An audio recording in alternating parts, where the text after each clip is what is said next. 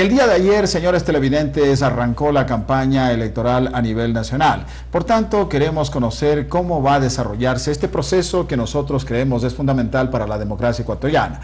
En aras precisamente de tener un criterio confiable y autorizado, hemos invitado a Fausto Camacho, ex vocal del Consejo Nacional Electoral, consejero de esta institución que conoce mucho sobre este tema. La pregunta de cajón, como decimos los periodistas, es ¿cómo ha visto la organización de este proceso que ya está arrancando?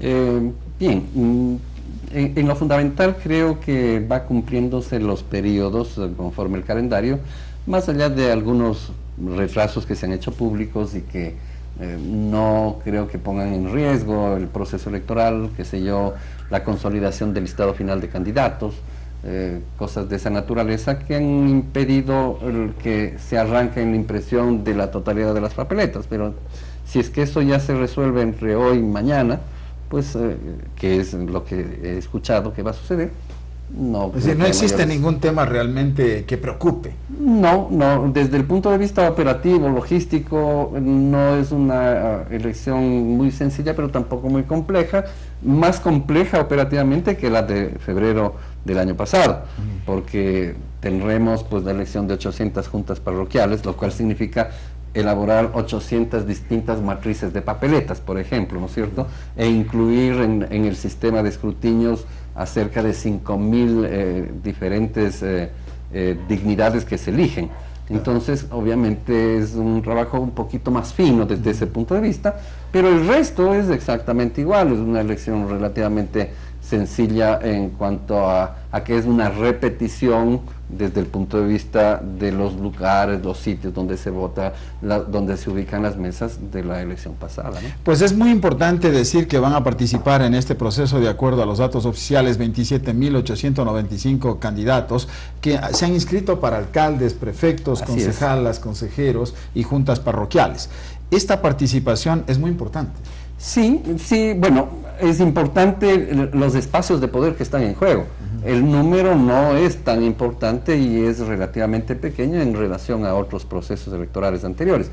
Si usted mira de 5.000 y pico digamos, puestos en juego, ¿no es cierto? Son 5.651 dignidades son que se van más a elegir, o menos, ¿no? justamente la quinta parte o 5 veces más es el número de candidatos. Pero si hacemos un promedio, 5 candidatos por puesto, ¿no es cierto? Antes ese promedio estaba por encima de los 8, 10. Exacto. ¿Qué ha pasado?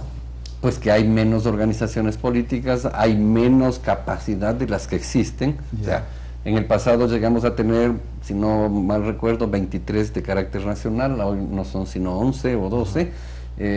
Las de carácter regional son muchos menos que en el pasado, pero la capacidad de presentar candidaturas de esas organizaciones también está restringida.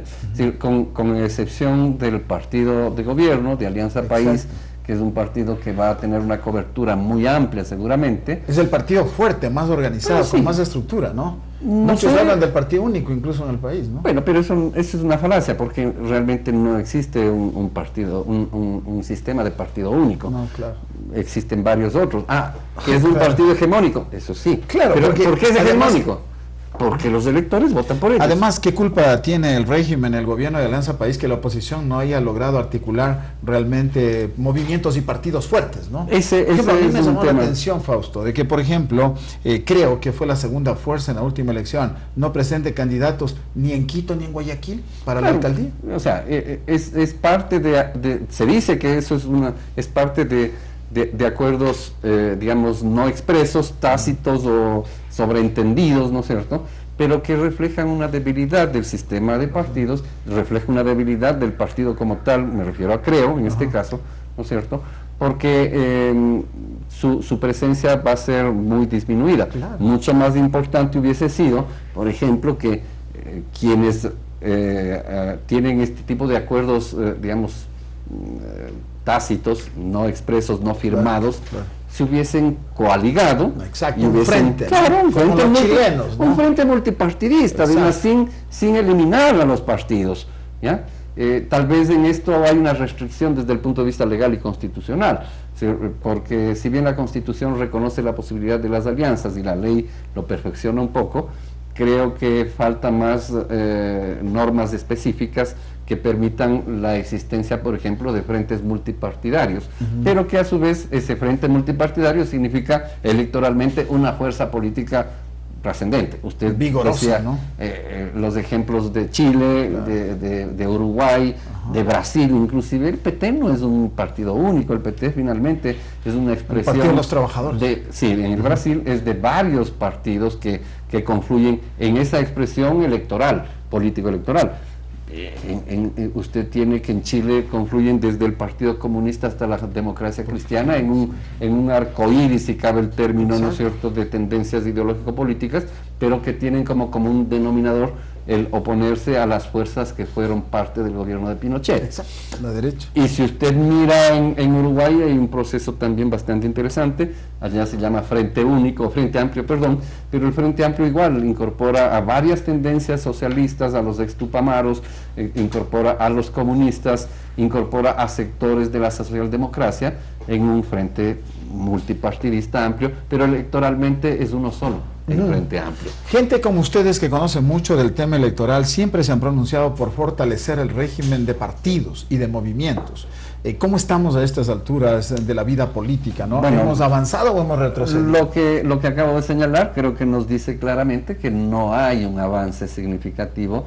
Creo que hay reglas del juego un poco más claras, sin embargo no lo suficientemente claras en el código, pero el régimen de partidos se construye no con las normas, no con la Constitución, no con la ley. El régimen de partidos finalmente se construye sobre la base de la madurez política de las organizaciones y de la capacidad de consenso, de la capacidad de entendimiento, de acuerdo político de la sociedad en su conjunto.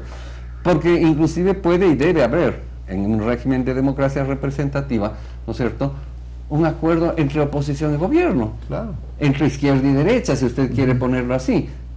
¿Y para qué? Para establecer las reglas del juego generales de cuál es el ejercicio del gobierno, ¿no es cierto? Y si yo estoy en el gobierno, ¿cuál es mi límite, cuál es mi capacidad y cuál es el límite y la capacidad de la oposición? Porque tampoco es que el régimen actual, digamos, por ejemplo, va a vivir por siempre, pues. Claro. Es decir, puede ser en 2 años, como en 5, en 10, qué sé yo, no estamos en ese tipo de análisis. Sin embargo, va a haber un momento en que efectivamente deje de ser el partido de gobierno actual partido de gobierno y pase a ser un partido seguramente de oposición. Y quienes estén en la oposición, no sé si los mismos partidos, pero las tendencias, ¿no es cierto?, pasarán a ser gobierno. Y entonces, no sé si es que cada uno de ellos hoy en la actualidad, quienes son gobiernos, quienes no lo son, están pensando en la posibilidad de ese cambio de roles y cómo se comportarían cada uno de ellos en ese nuevo escenario. Aparentemente no. Todo el mundo construye en función de perennizarse en esa opción, lo cual no es real, no es objetivo y no es plenamente democrático. Sí, nosotros en las comunicaciones que recibimos permanentemente a través de nuestro Twitter y a través de nuestra cuenta electrónica, mucha gente se pronuncia también por lo siguiente. Primero, porque notan que se ha debilitado el régimen de partidos, y con esto de que Creo no presenta candidato. Suma tiene candidato a la alcaldía de Quito, pero no tiene en Guayaquil y no tiene una presencia en otras jurisdicciones nacionales. Y también otro de los problemas es el famoso cambio de camisetas. Es decir, aquí las ideologías, ¿cree usted, Fausto, que han muerto? No. Ya no existen socialdemócratas en este país, aunque Avanza reivindica esto, los demócratas cristianos no están participando. Bueno, pero además el cambio de camisetas es impresionante, ¿no? Gente de la partidocracia que se ha puesto la camiseta Alianza País, gente que era conservadora y parece revolucionaria, etcétera. En este contexto, ¿qué análisis? Bueno, pero lo que pasa es que el movimiento de gobierno, el partido de gobierno es una suerte de un frente multipartidista también. No existen expresiones orgánicas al interior, sin embargo existe lo que usted acaba de señalar, pues, es decir, sectores que representan tendencias o inclusive organizaciones políticas del pasado a las cuales fueron, la partidocracia, ¿no?, fueron parte. Bueno, pero tampoco, bueno, si es que nos referimos a partidocracia desde un punto de vista peyorativo creo que no es lo justo. Si es que nos referimos a partidocracia desde un punto de vista de quienes fueron parte de los partidos del pasado, bueno, ¿cuál es la diferencia del derecho de un ciudadano? Es que yo no estoy cuestionando, Fausto, lo que pasa es que se ha subestimado, se ha soslayado, se ha estigmatizado, ¿no?, a gente que ha sido miembro de otros partidos políticos, y ahora vemos que Alianza País, por ejemplo, lanza a figuras en provincias que fueron, vamos a ver, el caso de Mariano Zambrano en Manabí, social cristiano y es candidato a Alianza País. Jaime Estrada, demócrata cristiano, ahora es candidato a Alianza País. No estoy cuestionando que sea negativo. Y es correcto. Pero todo esto ha pasado. Pero finalmente ellos no son candidatos de país. Ellos son candidatos de su propia organización política, que creo que se llama Manabí Primero, o algo así, y que han hecho una alianza. Pero este fenómeno, ¿cómo puede? Jimmy Jairala tiene su propio movimiento, no es candidato de país, sin embargo va en una alianza con Alianza País. Entonces, pero esto es positivo, ¿no, Fausto? Sí, yo personalmente creo que sí, en la medida que esa política de alianza sea expresión de madurez. Ahora, si es que esas políticas de alianza son expresión de que yo me uno al que tiene posibilidad de ganar, bueno, va a tener un límite, pues, porque esa alianza entonces va a perdurar mientras dure la elección. Y si una vez ya gané la elección, seguramente esa alianza desaparece porque no está de por medio un proyecto con 3, 4, 5 puntos. Yo no pediría más de acuerdos específicos de qué hacer en Manabí, qué sé yo, o de qué hacer en Manta, o qué hacer en la provincia del Guayas, en la prefectura. Alianzas absolutamente legítimas, que el gobierno ha tenido capacidad de hacerlo y la oposición ha tenido muy poca capacidad de hacerlo. O sea, falta liderazgo en oposición, Fausto.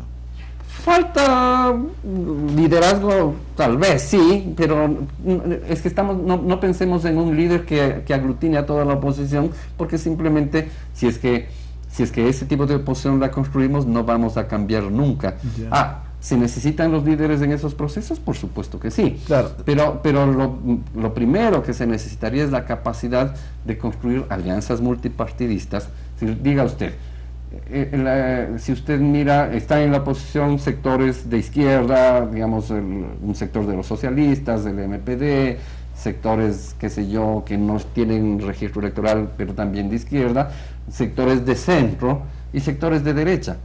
¿Tendrían posibilidad de hacer un frente multipartidista alrededor de un proyecto que se proponga algo? Difícilmente, difícilmente, ¿no?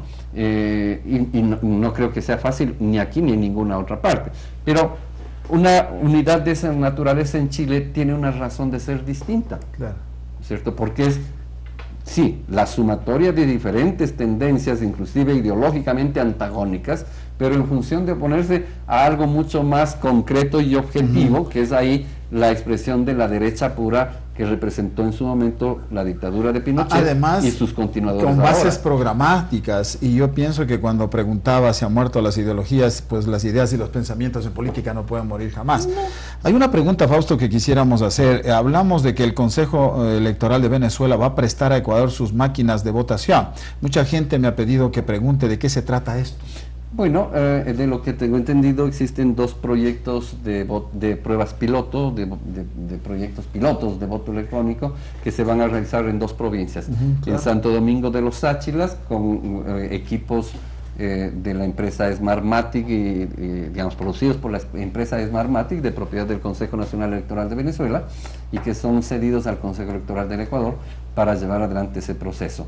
Y en la provincia de La Azuay, que se utilizará una tecnología argentina, en un acuerdo con el Tribunal Electoral de la provincia de Salta, porque no se olvide que Argentina es un país federal, es un estado federal, y entonces cada una de las provincias son como estados independientes que tienen su propia normativa electoral y su propia forma de votación.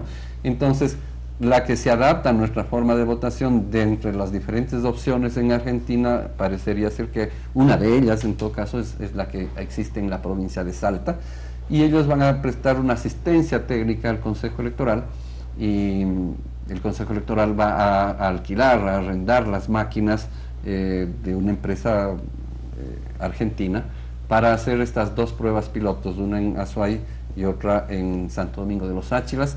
Entonces, los azuayos y los santodomingueños votarán con sistemas distintos, pero con un sistema de votación electrónica. Será una nueva experiencia en los procesos electorales ecuatorianos. Le pregunto a Fausto Camacho, una de las personas más expertas en esta materia, algo que los periodistas podemos inquirir de cajón, ¿no?, a gente como ustedes. ¿En el arranque de esta campaña electoral está asegurada la pureza del sufragio? Bueno, la pureza del sufragio desde el punto de vista de la contabilización adecuada de los votos, yo creo que en general sí. No está allí el conflicto. Podría eventualmente haber alguna intencionalidad de no respetar exactamente lo que pasa en alguna de las juntas receptoras del voto por parte de los miembros de la junta receptora del voto. Pero no se olvide que son 40.000 juntas receptoras del voto. Entonces la incidencia de lo que puede hacer uno u otro no resultará mayor. Tal vez el escenario del que hay que preocuparse más en el Ecuador y en cualquier otro país de América Latina al menos, porque esa etapa de la pureza del sufragio creo que ya la superamos desde el 70 para acá, o desde el 78 para acá. Ya no hablamos de la mano negra, ¿no? Claro, antes pero ahora existe otro tema que es el de preocupación, la equidad en la campaña. Ajá. Entonces, desde el punto de vista normativo se han tomado medidas, se tomaron en Montecristi positivas. Por ejemplo, el financiamiento en prensa escrita, radio y televisión de la publicidad en esos medios es de responsabilidad del Estado y se entrega de manera igualitaria a todos los candidatos. Ejemplo, si es que en Loja existen 5 candidatos a la alcaldía, no tengo idea cuántos existan en realidad, capaz que es ese mismo número o más, ¿no es cierto? Cada uno de ellos va a recibir exactamente la misma cantidad de dinero, no en contantes sonantes, sino virtualmente, para que pueda contratar en radio, en prensa escrita, en televisión y vallas publicitarias. Entonces, desde ese punto de vista, la competencia es igualitaria, ¿no es cierto? Ese concepto que se expresa en la Constitución, en el artículo 115, y que se desarrolla luego en la ley, es el concepto con el cual debería estructurarse todo el proceso de la campaña cuando hay candidatos a la reelección de las diferentes dignidades, donde no está plenamente garantizado esa equidad, ¿no es cierto? Porque, de hecho, el candidato a la reelección tiene, por decirlo menos, una exposición mediática y de conocimiento ante los electores generalmente mayor que cualquier otra persona que está proponiéndose como candidato. Pero ser candidato a la reelección no tiene seguridad de que usted va a ganar. Sí, claro. Siempre he puesto un ejemplo que lo voy a poner una vez más. Fernando Cordero, después de su segunda administración, las 2 primeras exitosas de Cuenca, y que es el origen de ser la ciudad con mejor administración local desde mi particular punto de vista. Usted tiene cosas interesantes como el manejo de las telecomunicaciones por parte del municipio, el agua potable, el alcantarillado en una sola empresa de absoluto éxito. Usted tiene que Cuenca es la única ciudad del Ecuador que todas las aguas que utiliza la ciudad para vivir vuelven a las cuencas de los ríos, ¿no es cierto?, purificadas nuevamente. Es un buen alcalde. 100% del agua. Entonces, le pongo, y ya, si podríamos poner algunos otros. Perdió la tercera vez que se lanzó a la reelección. Pues, es decir, lanzarse de candidato a la reelección no es garantía de que va a ganar, inclusive teniendo una, como el caso de Fernando Cordero, administración exitosa, porque nadie decía que no era exitosa la administración del Corcho Cordero en Cuenca. Sin embargo, apareció, entiendo que el señor Cabrera, que también es candidato, ¿no? Y le ganó las elecciones. Y le ganó las elecciones. Claro, es lo que yo decía, en los Estados Unidos de Norteamérica todo el mundo daba por descontado que Hillary Clinton iba a ser la candidata a la presidencia de la República. Llegó Barack Obama y le ganó la elección. Así es. Bueno, todas estas cosas pasan. Muchísimas gracias a Fausto Camacho, un experto en temas electorales. Vamos a invitarle a lo largo de estos 45 días en que se va a desarrollar la campaña electoral a un experto en estos temas como Fausto Camacho para que nos dé luces respecto al desarrollo de este proceso que deberá ser político, electoral, pero más que nada patriótico.